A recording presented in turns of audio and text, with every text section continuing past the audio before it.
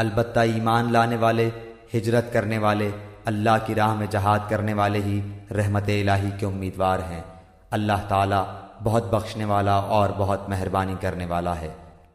لوگ آپ سے شراب اور جوئے کا مسئلہ پوچھتے ہیں، آپ کہہ دیجئے ان دونوں میں بہت بڑا گناہ ہے، اور لوگوں کو اس سے دنیاوی فائدہ بھی ہوتا ہے، لیکن ان کا گناہ ان کے نفع سے بہت زیادہ ہے۔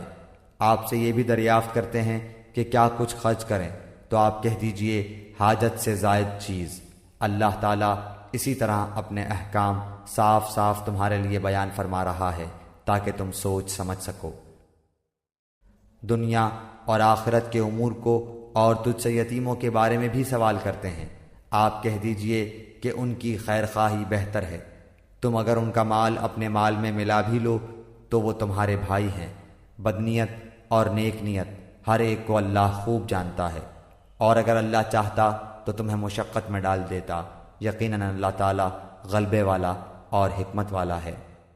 اور شرک کرنے والی عورتوں سے تاوقتے کہ وہ ایمان نہ لائیں تم نکاح نہ کرو۔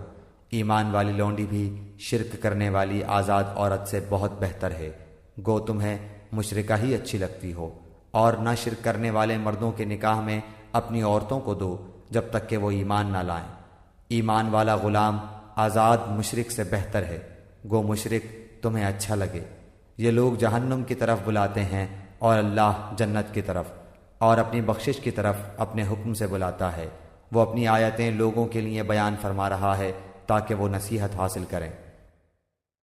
آپ سے حیض کے بارے میں سوال کرتے ہیں، کہہ دیجئے کہ وہ گندگی ہے، حالت حیض میں عورتوں سے الگ رہو، اور جب تک وہ پاک نہ ہو جائیں ان کے قریب نہ جاؤ۔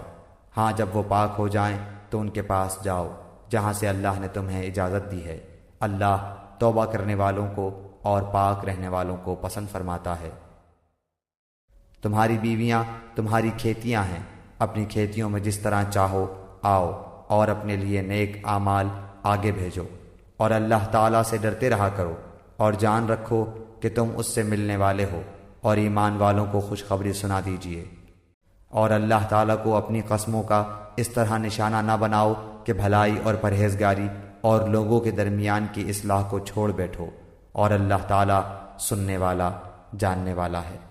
اللہ تعالیٰ تمہیں تمہاری ان قسموں پر نہ پکڑے گا جو پختہ نہ ہوں، ہاں اس کی پکڑ اس چیز پر ہے جو تمہارے دلوں کا فعل ہو۔ اللہ تعالیٰ بخشنے والا اور بردبار ہے۔ جو لوگ اپنی بیویوں سے تعلق نہ رکھنے کی قسمیں کھائیں ان کے لیے 4 مہینے کی مدت ہے، پھر اگر وہ لوٹ آئیں تو اللہ تعالیٰ بھی بخشنے والا مہربان ہے، اور اگر طلاق کا ہی قصد کر لیں تو اللہ تعالیٰ سننے والا جاننے والا ہے۔ طلاق والی عورتیں اپنے آپ کو 3 حیض تک روکے رکھیں، انہیں حلال نہیں کہ اللہ نے ان کے رحم میں جو پیدا کیا ہو اسے چھپائیں۔ اگر انہیں اللہ تعالیٰ پر اور قیامت کے دن پر ایمان ہو، ان کے خاوند اس مدت میں انہیں لوٹا لینے کے پورے حقدار ہیں اگر ان کا ارادہ اصلاح کا ہو، اور عورتوں کے بھی ویسے ہی حق ہیں جیسے ان مردوں کے ہیں، اچھائی کے ساتھ۔ ہاں مردوں کو عورتوں پر فضیلت ہے، اور اللہ تعالیٰ غالب ہے، حکمت والا ہے۔ یہ طلاقیں 2 مرتبہ ہیں، پھر یا تو اچھائی سے روکنا یا عمدگی کے ساتھ چھوڑ دینا ہے، اور تمہیں حلال نہیں کہ تم نے انہیں جو دے دیا ہے اس میں سے کچھ بھی لو۔ ہاں یہ اور بات ہے کہ دونوں کو اللہ کی حدیں قائم نہ رکھ سکنے کا خوف ہو، اس لیے اگر تمہیں ڈر ہو کہ یہ دونوں اللہ کی حدیں قائم نہ رکھ سکیں گے تو عورت رہائی پانے کے لیے کچھ دے ڈالے، اس میں دونوں پر گناہ نہیں، یہ اللہ کی حدود ہیں، خبردار ان سے آگے نہ بڑھنا، اور جو لوگ اللہ کی حدوں سے تجاوز کر جائیں وہ ظالم ہیں۔ پھر اگر اس کو 3 بار طلاق دے دے تو اب اس کے لیے حلال نہیں جب تک کہ وہ عورت اس کے سوا دوسرے سے نکاح نہ کرے۔ پھر اگر وہ بھی طلاق دے دے تو ان دونوں کو میل جول کر لینے میں کوئی گناہ نہیں، بشرطے کہ یہ جان لیں کہ اللہ کی حدوں کو قائم رکھ سکیں گے۔ یہ اللہ تعالیٰ کی حدود ہیں جنہیں وہ جاننے والوں کے لیے بیان فرما رہا ہے۔ جب تم عورتوں کو طلاق دو اور وہ اپنی عدت ختم کرنے پر آئیں تو اب انہیں اچھی طرح بساؤ یا بھلائی کے ساتھ الگ کر دو، اور انہیں تکلیف پہنچانے کی غرض سے ظلم و زیادتی کے لیے نہ روکو۔ جو شخص ایسا کرے اس نے اپنی جان پر ظلم کیا۔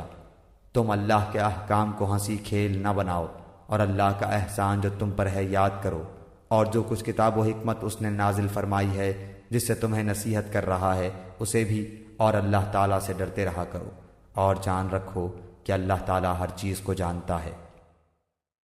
اور جب تم اپنی عورتوں کو طلاق دو اور وہ اپنی عدت پوری کر لیں تو انہیں ان کے خاوندوں سے نکاح کرنے سے نہ روکو جبکہ وہ آپس میں دستور کے مطابق رضامند ہو۔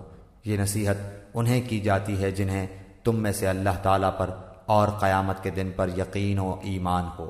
اس میں تمہاری بہترین صفائی اور پاکیزگی ہے۔ اللہ تعالیٰ جانتا ہے اور تم نہیں جانتے۔ مائیں اپنی اولاد کو 2 سال کامل دودھ پلائیں جن کا ارادہ دودھ پلانے کی مدت بالکل پوری کرنے کا ہو، اور جن کے بچے ہیں ان کے ذمے ان کا روٹی کپڑا ہے جو مطابق دستور کے ہو۔ ہر شخص اتنی ہی تکلیف دیا جاتا ہے جتنی اس کی طاقت ہو۔ ماں کو اس کے بچے کی وجہ سے یا باپ کو اس کی اولاد کی وجہ سے کوئی ضرر نہ پہنچایا جائے۔ وارث پر بھی اسی جیسی ذمہ داری ہے۔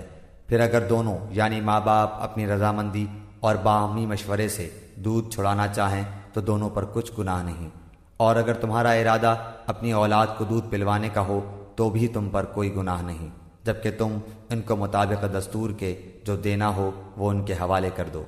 اللہ تعالیٰ سے ڈرتے رہو اور جانتے رہو کہ اللہ تعالیٰ تمہارے اعمال کی دیکھ بھال کر رہا ہے۔ تم میں سے جو لوگ فوت ہو جائیں اور بیویاں چھوڑ جائیں وہ عورتیں اپنے آپ کو 4 مہینے اور 10 دن عدت میں رکھیں، پھر جب مدت ختم کر لیں تو جو اچھائی کے ساتھ وہ اپنے لیے کریں اس میں تم پر کوئی گناہ نہیں، اور اللہ تعالیٰ تمہارے ہر عمل سے خبردار ہے۔ تم پر اس میں کوئی گناہ نہیں کہ تم اشارتاً کنایتاً ان عورتوں سے نکاح کی بابت کہو یا اپنے دل میں پوشیدہ ارادہ کرو۔ اللہ تعالیٰ کو علم ہے کہ تم ضرور ان کو یاد کرو گے، لیکن تم ان سے پوشیدہ وعدہ نہ کر لو۔ ہاں یہ اور بات ہے کہ تم بھلی بات بولا کرو، اور عقد نکاح جب تک کہ عدت ختم نہ ہو جائے پختہ نہ کرو۔ جان رکھو کہ اللہ تعالیٰ کو تمہارے دلوں کی باتوں کا بھی علم ہے۔ تم اس سے خوف کھاتے رہا کرو، اور یہ بھی جان رکھو کہ اللہ تعالیٰ بخشش اور حلم والا ہے۔ اگر تم عورتوں کو بغیر ہاتھ لگائے اور بغیر مہر مقرر کیے طلاق دے دو تو بھی تم پر کوئی گناہ نہیں۔ ہاں انہیں کچھ نہ کچھ فائدہ دو، خوشحال اپنے انداز سے اور تنگ دست اپنی طاقت کے مطابق دستور کے مطابق اچھا فائدہ دے، بھلائی کرنے والوں پر یہ لازم ہے۔ اور اگر تم عورتوں کو اس سے پہلے طلاق دے دو کہ تم نے انہیں ہاتھ نہیں لگایا ہو اور تم نے ان کا مہر بھی مقرر کر دیا ہو تو مقررہ مہر کا آدھا مہر دے دو۔ یہ اور بات ہے کہ وہ خود معاف کر دے یا وہ شخص معاف کر دے جس کے ہاتھ میں نکاح کی گرہ ہے۔ تمہارا معاف کر دینا تقوی سے بہت نزدیک ہے، اور آپس کی فضیلت اور بزرگی کو فراموش نہ کرو۔ یقیناً اللہ تعالیٰ تمہارے اعمال کو دیکھ رہا ہے۔ نمازوں کی حفاظت کرو، بالخصوص درمیان والی نماز کی، اور اللہ تعالیٰ کے لیے باادب کھڑے رہا کرو۔